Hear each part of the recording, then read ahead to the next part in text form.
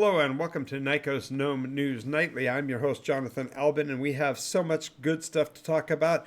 We are going to start immediately with reports from our group, Strangers in the Strange Land, which is our Sunday group. That adventuring group meets at 1 p.m. Pacific time on Discord. And if you are interested in becoming a part of our community, you can join our Patreon over at patreon.com/Nycos. And by doing so, becoming a supporter there, you gain access to our Discord, which means you can become a player in those episodes. So, the group Strangers in a Strange Land are currently remaining in the city of Nyx.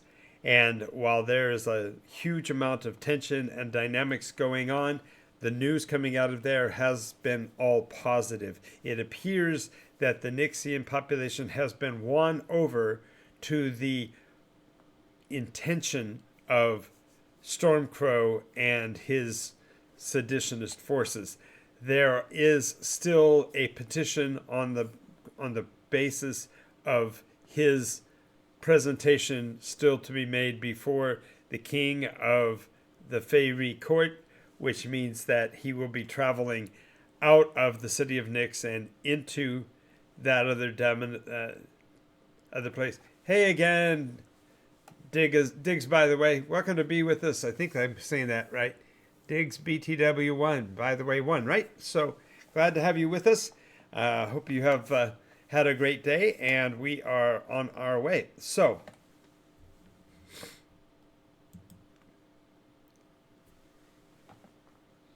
the Eldrin population has been won over. It appears that there's been the development of something known as the Conclave, which is steeped in mystery and seems to have longer legs and a broader reach than originally perceived. There is evidence being gathered together that will promote and produce a document from this conclave, considering its conditions and position in reference to the upcoming threat put out by the newly developing empire of man coming from the Middle Kingdoms. Additionally, and more particularly, the players seem to have come to an understanding with this conclave and may be involved directly in this interaction. So while we weren't going to go into the particulars of where in particular that might be within our map structure at this point, we will look at that in an upcoming episode and do kind of a step-by-step reiteration of where we are. Furthermore, it appears that being of sound mind and body, this conclave is including persons from many of the city-states of Nykos across all 3 continents, and of particular note seems to be a ratification of this coda, yet to be verified, but it seems to include a signatory from Cryopathia, which is going to raise a ton of eyebrows in the near future. So keep literally your eyes open for what that condition might be. Second thing we're going to talk about is our group tonight, the Skiffborn.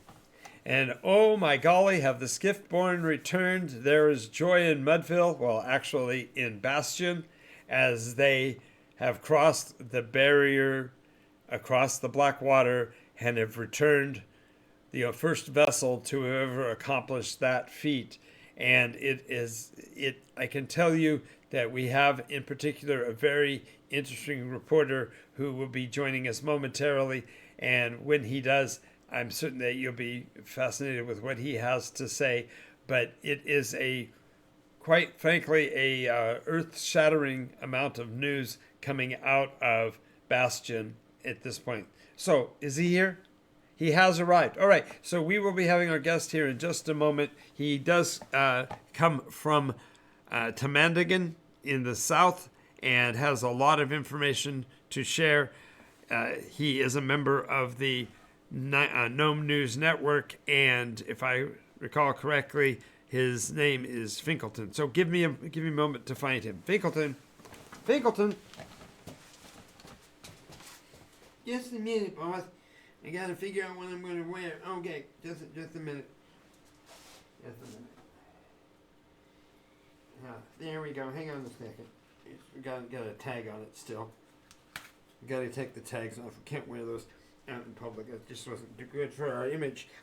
Alrighty, I'm ready now. All right, thank you, folks. I'm Finkelton.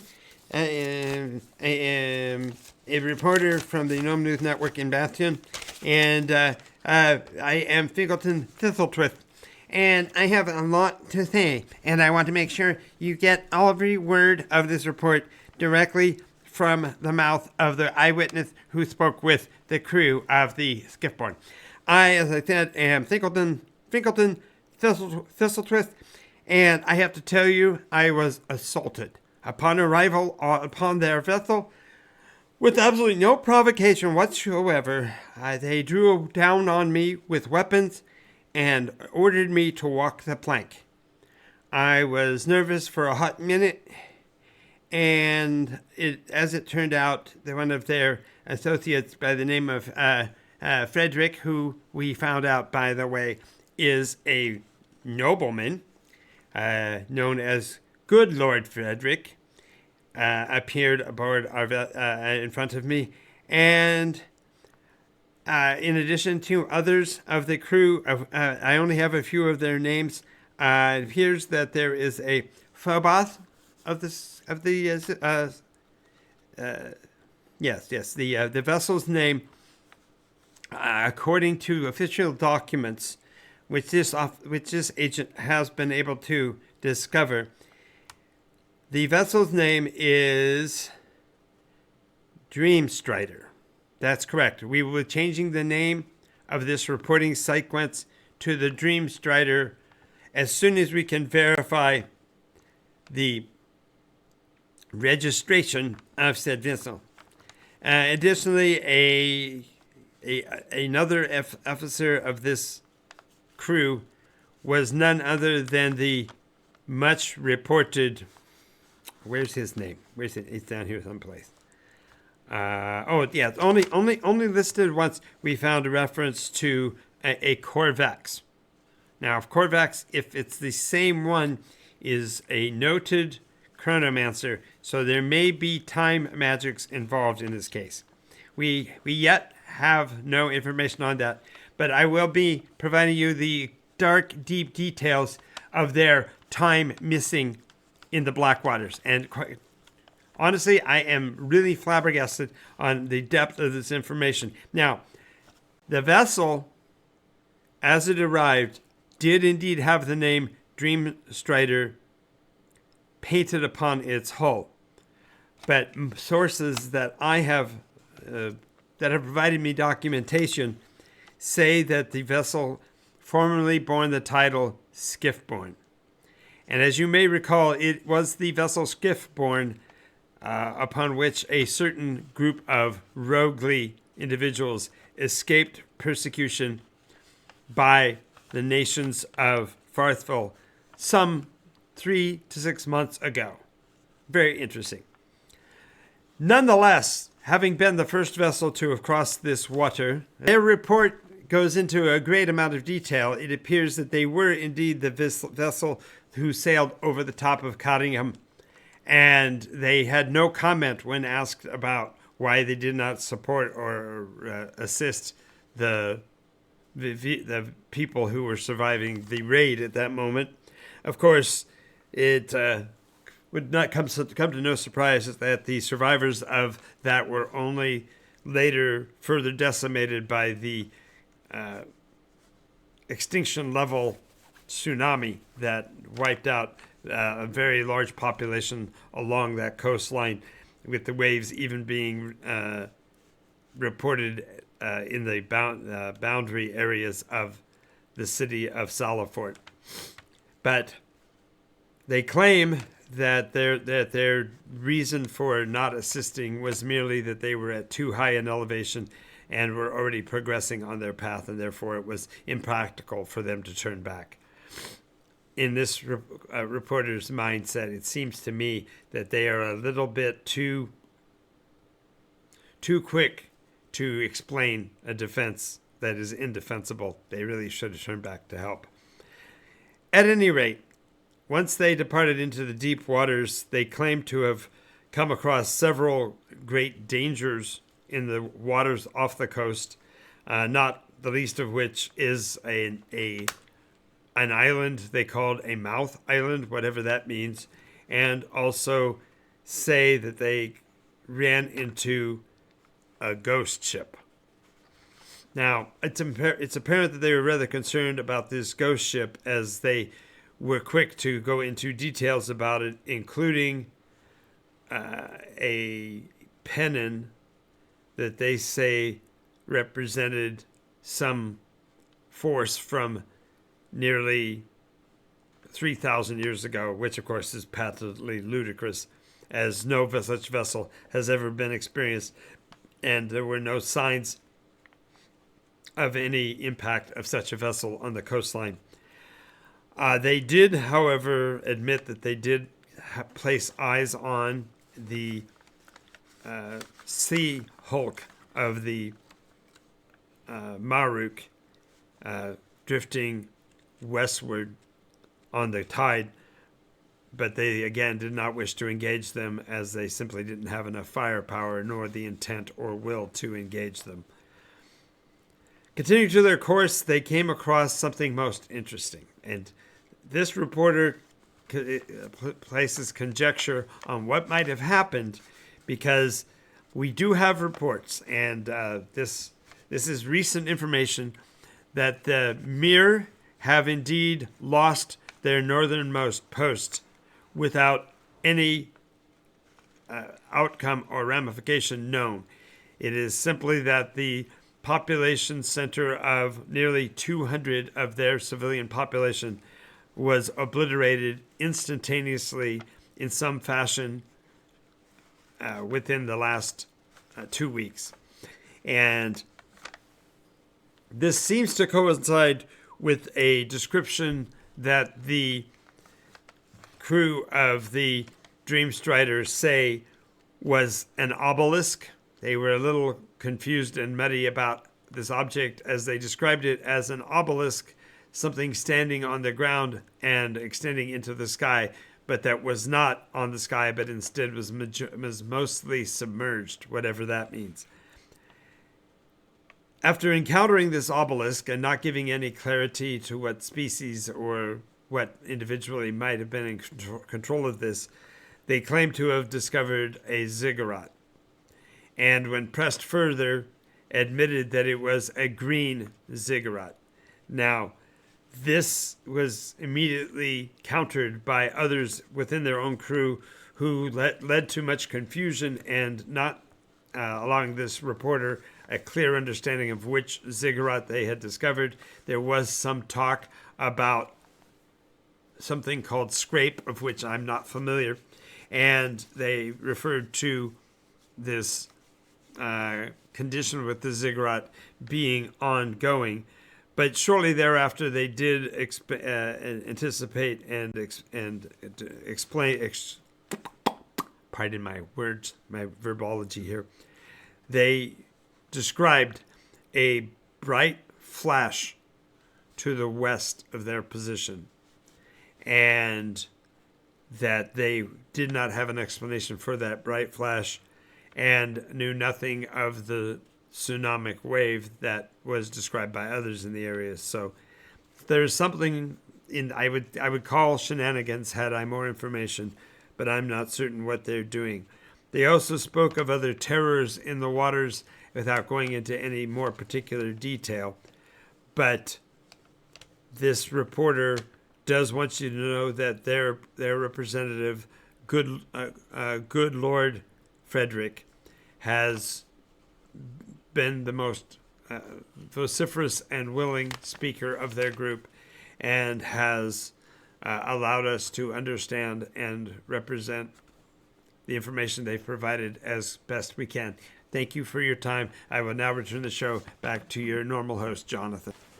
Alrighty, this is Jonathan back, and I hope that information that came to you from the Dream Striders was really helpful. We are glad to hear that they are safe and have returned from the Black Waters virtually unscathed, and look forward to more information from them on an ongoing basis. We are aware that the vessel has now since departed northward again, and there was we're not certain for what points they were headed, but they certainly seemed determined in their dedication to their path, and we wish them well.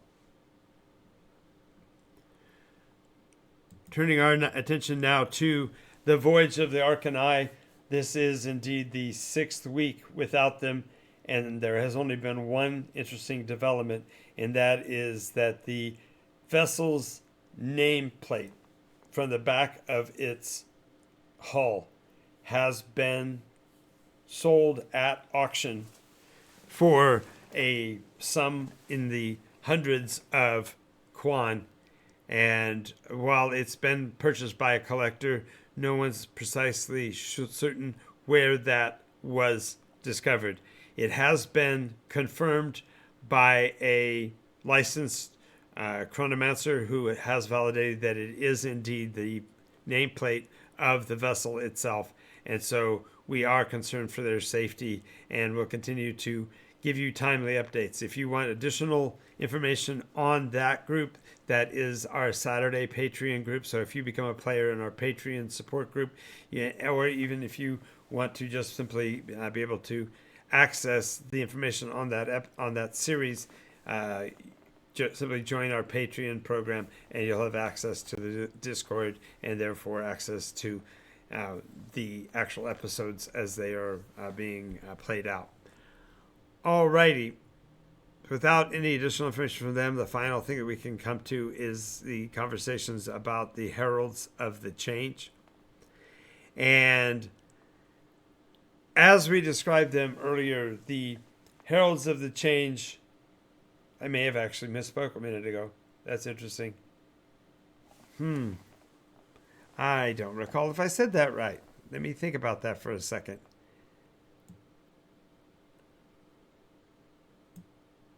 I do believe I misspoke. I gave you the report of what was going on with the Heralds of Change earlier tonight. So let me repeat.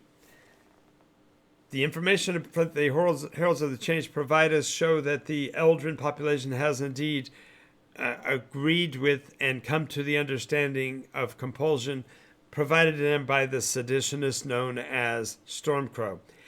As such, they will be presenting their case before the Fey Court in the next week or so, with Stormcrow being in attendance at that meeting within the Fey realm. So be aware that therefore one of the enjoined will be leaving dimensionally into another place, and so all wait with bated breath to see what that response will be. In addition, the other members of the Heralds group have made contact with a group of additional seditionists known as the Conclave, and have come to certain written agreements that are in the process of being developed. You will have more information as soon as those documents are provided to our reporting corps. But just realize that the information that I gave you earlier should have come from under this auspices, and so I will now go back through and give you the information on what's going on with the strangers in a strange land in review. Apologize for the inconvenience. So, now, completely out of order, we're going to talk about the group that occurs at Monday at Board Game Paradise. And this group you can join us simply by being at Board Game Paradise in Redlands, California, Monday nights, 6 p.m. until 10 p.m. Pacific time.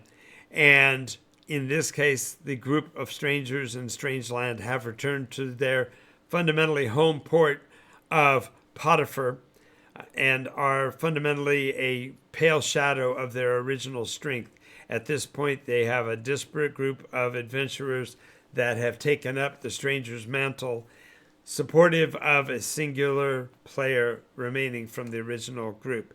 And ironically, that person is Melchior, who actively has been opposed to remaining in the city for some time, but has agreed to continue with a twofold purpose of validating the